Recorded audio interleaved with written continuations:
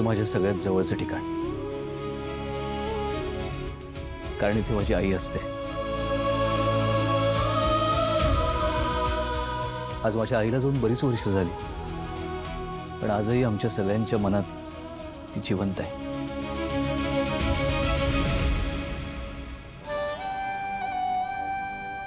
तुम्हाला सांगतो, माझ्या आई आणि बाबांचं नातं ना खूप छान होतं. त्यांचं खूप प्रेम होतं एकमेकांवर. हो ना आत्या?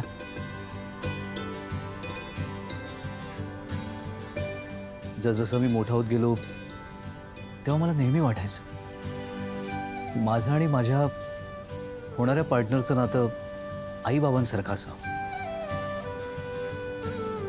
प्रेमळ, एकमेकांवर प्रेम करणारं, आणि म्हणूनच तुम्हाला आज इथे घेऊन आलो. आज आपणही आपल्या नात्याची सुरुवात करतोय, तर मला वाटतं आपल्या नात्याची सुरुवात आईचा आशीर्वाद घेऊनच करावी.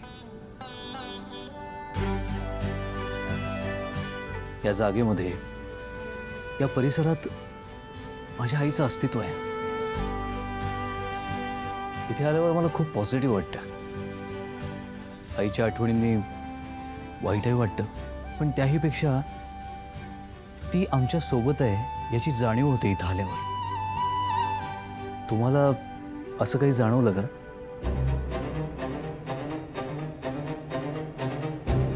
स्वराज, अरे काही काय विचारतोस तिला? तिला कसं काय काही जाणवेल? वहिनीला कधी पाहिलेलं नाही तिने, तिच्याबद्दल कधी ऐकलेलं नाही. इथे सुद्धा पहिल्यांदा येते ती. आणि असं काही जाणवायला ना नातं घट्ट असावं लागतं. तिला कसं काय फील होऊ शकेल काही? पण मला फील होतंय. म्हणजे तुम्ही आता ज्या ज्या गोष्टी सांगितल्या त्या सगळ्या जाणवतायत मला. ती पॉझिटिव्हिटी, त्यांचं असणं जाणवतं.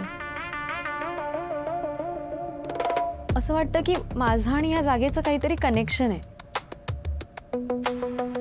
खूप खूप शांत वाटतं. मी इथे कोणाशी न बोलता तासनतास शांतपणे बसू शकते.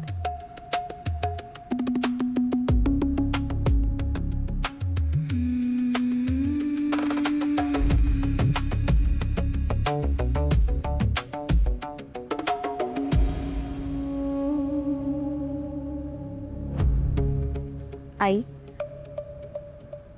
तुम्हाला तर माहीतच असेल, माझं आणि स्वराजचं लग्न ठरलंय आणि म्हणून आज आम्ही तुम्हाला भेटायला आलो.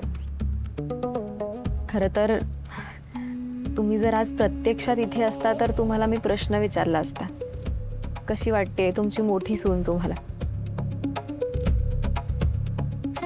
अर्थात ते शक्य नाही ना. मी तुम्हाला प्रश्न विचारू शकते, तुम्ही त्याचं उत्तर देऊ शकता.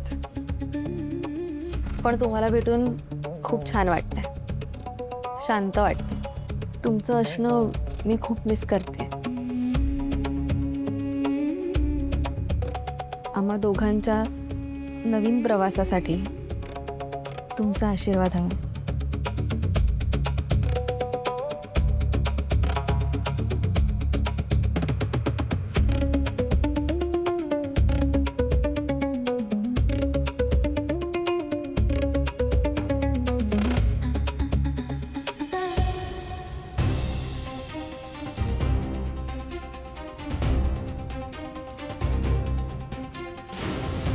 बघितलं, वारा आला. मला वाटतं आईला काहीतरी सांगायचं असेल. बहुतेक आईला तिच्या होणाऱ्या सुनेला आशीर्वाद द्यायचा असेल.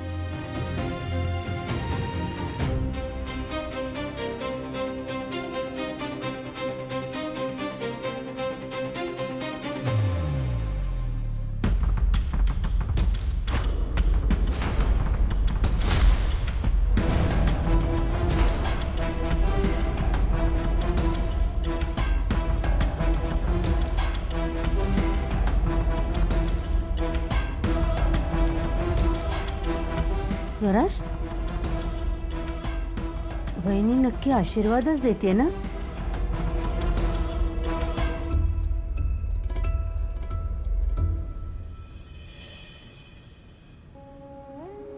सर येऊ? ये सर तुम्ही मला बोलवलं? हो अगं, मला विचारायचं होतं, कालचं तुझं काम झालं ना व्यवस्थित? म्हणजे पैसे वगैरे मिळाले ना? हो हो मिळाले. अगं नाही म्हणजे काल तू असं म्हणालेली मला आठवतंय की हे काम मी मैत्रीसाठी करते, पैशांसाठी नाही. मग नाही नाही म्हणजे हो हो मी असंच म्हणाले होते सर, पण मला पण तेच वाटलं की नाही देणार पैसे म्हणून, पण दिले सर पैसे.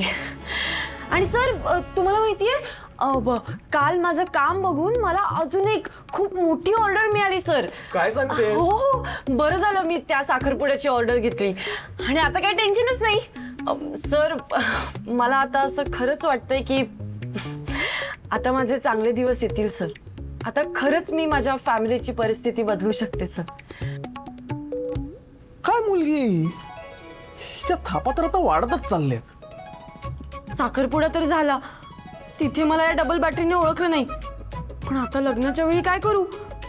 तिथे तर मी करवली असणार आहे. आणि सर मला काय वाटतं ना, आता माझा या बिझनेस मध्ये कमाल जम बसेल सर.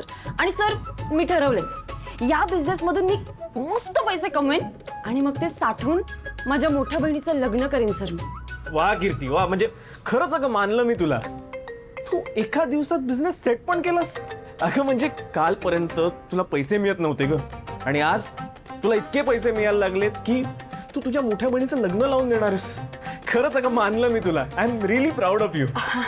हो सर हा बिझनेसच असा आहे, लगेच ग्रोथ. हो खरे खरे खरे. पण कीर्ती काल तुझ्या काही टेस्ट मिस झाल्यात, तर त्याचं काय करायचं आपण? Don't worry sir, me double अभ्यास करेन. एक टेस्ट मिस झाले ना, मी 2 टेस्टचा अभ्यास करेन सर, डबल. वा, नाही मला तुझ्याकडून ना हीच अपेक्षा होती अगं. पण अगं आता हे टेस्ट वगैरे राहू दे, तू असाइनमेंट्स कर. एक असाइनमेंट 3 तासाची, अशा 2 असाइनमेंट्स कर 6 तासाच्या. ओके? नो वरी सर, मी पक्का उद्या असाइनमेंट्स करून आणते. Bye sir. एक मिनिट.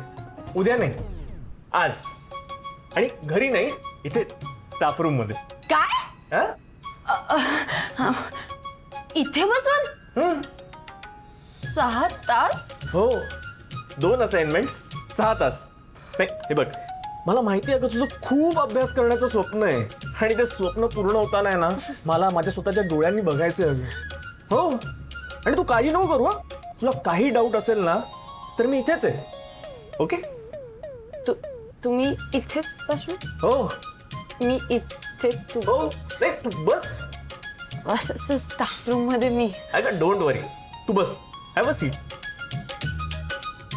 हे घे. 1 2